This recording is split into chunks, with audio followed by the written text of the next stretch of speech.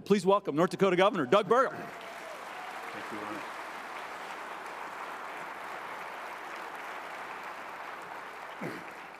Well, good morning, everybody. Thank you, Ron. It's great to be back here at the Williston Basin Petroleum Conference. And of course, I want to lead off this morning, as I always do, with gratitude.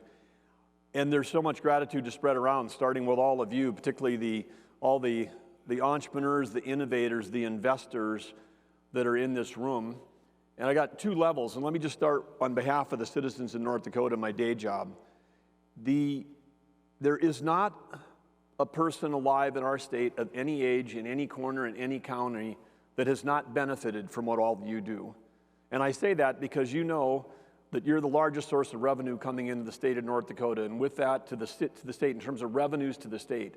And that has allowed us to make investments in infrastructure. So if you drive a car, if you ever drive a car, ride with someone in a car in North Dakota, that road is probably better because of all of you. The bridges are newer. Our fiber optic capability rivals none at the time. At the time that the pandemic broke out, there were states in our country that had 35% of their school kids that did not have access to high-speed internet. North Dakota, because of the private sector, because of innovation, because of the success we were having, less than 1% of school kids didn't have access to that. Healthcare, long-term care, support for communities, economic development. If you've got a son or daughter in this state that's gone to K-12 education, now the state of North Dakota is paying almost 80% of that local share of K-12, one of the highest in the nation. Our universities have received incredible support in terms of support from the state of North Dakota. So you can't live in this state and not have benefited from this industry, and I try to tell people that every single time I get in front of them, but that's a huge impact. And for that alone, you should say to yourselves, congratulations. But I want to say one thing that's even more than that I think that it's important for our whole nation to understand. And that is, you probably know, many of you have been in this industry a long time. You know, when I was wrapping up my time at NDSU and getting ready to head to grad school, that was in the late 70s, and we had gas lines around the block. We had an energy crisis in this country. We were overtaken by inflation. We were a country that was highly dependent on foreign oil and foreign energy, and that continued all the way up until 2005, and 2005 was about the peak amount of time for our country in terms of our dependence on foreign energy. And then something happened. It's called innovation. It's called entrepreneurs. It's called doing the impossible. It's accomplishing what people said couldn't be done. We're going to get oil to come out of rock, sometimes a 30-foot band, 10,000 feet underground, and that happened here in North Dakota. And where are we today because of the people in this room that made those investments and took those risks with private capital? That was not the federal government. That was not the state government. That was you that got that done. And where are we today as a nation? Now we are one of the least dependent nations. We achieved, on a net basis, imports versus export, net basis, in the year 2020, for the first time since World War II, the United States was, quote, energy independent because net imports were below what our exports were. And of course, there's people in this room, including Harold Hamm, that had 171 meetings with Congress to get the oil export ban thing, but we were finally in a position in 2020 to sell energy to our friends and allies, stop buying it from our adversaries. And for you, I just want to stop there, put that point in time. You're the ones that made that happen. You changed North Dakota. You changed America's future. So congratulations and thank you for all of that.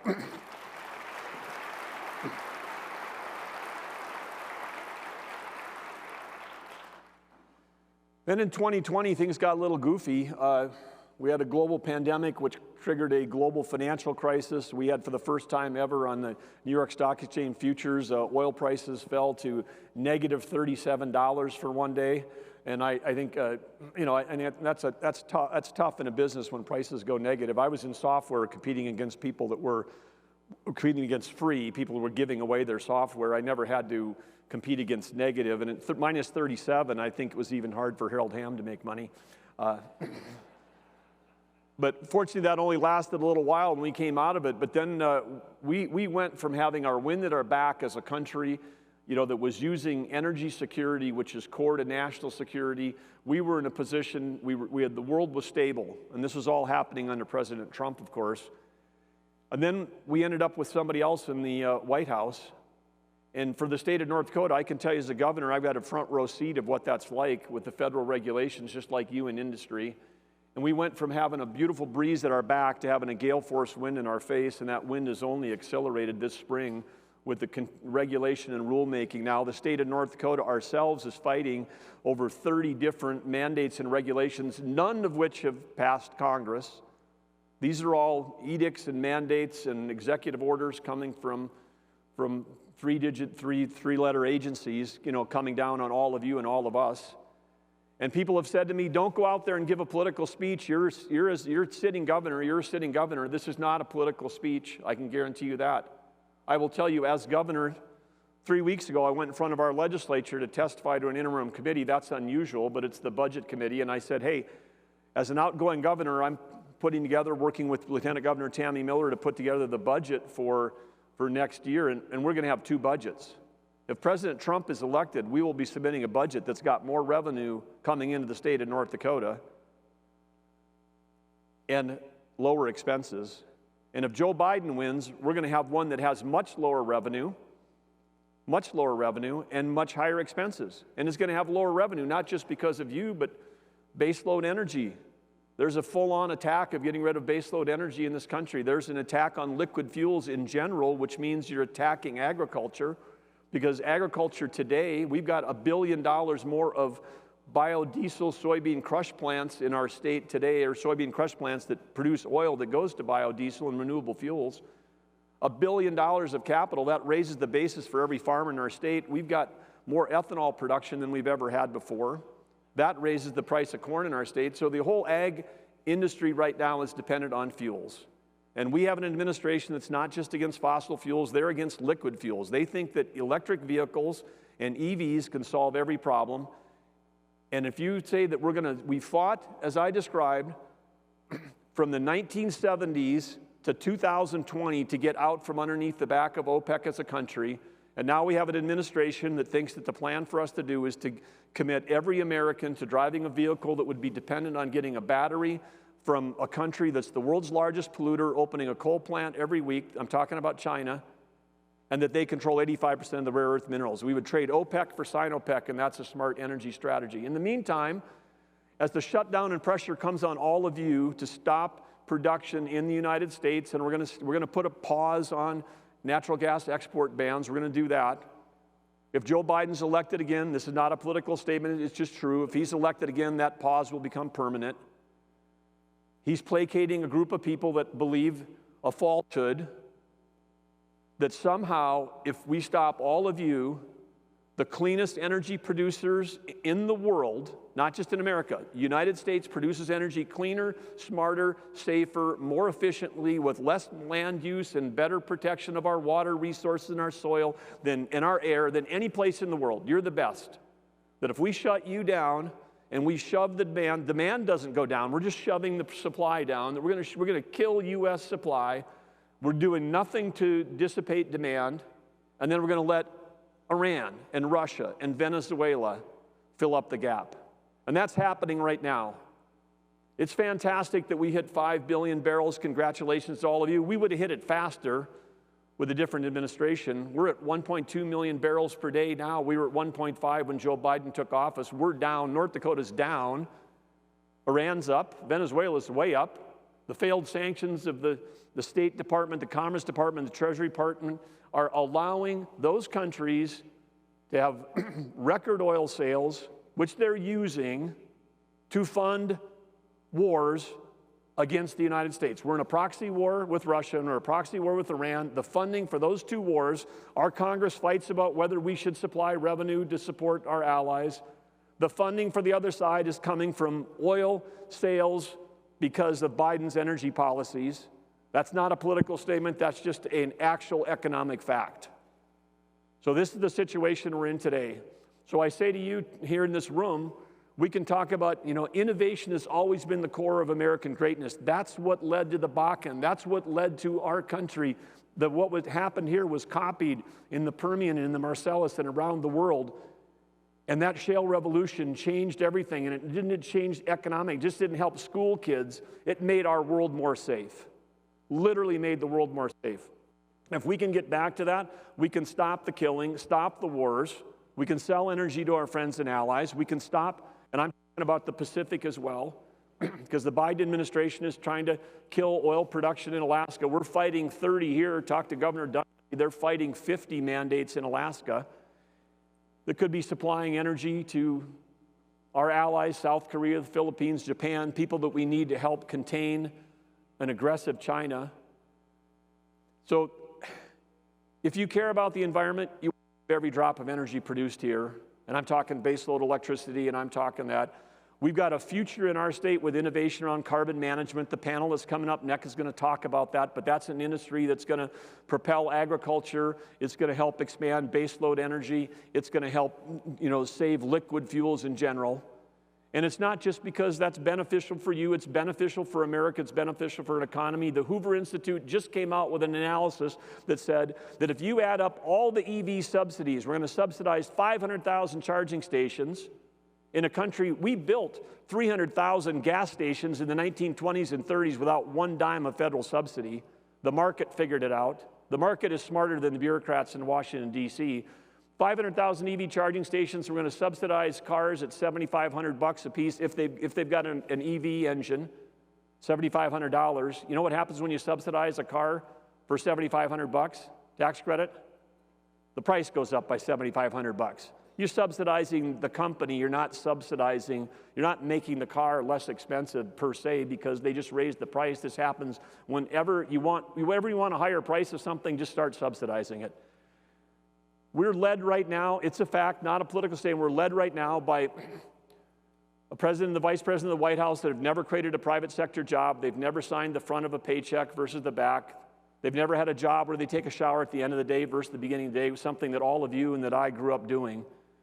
And so we have to turn this around, not just for this industry, not just for North Dakota, but for national security, for peace in the world, and for prosperity, because the sum of those EV subsidies is 15 times greater than the numbers that you know about in your mind about the 45Q.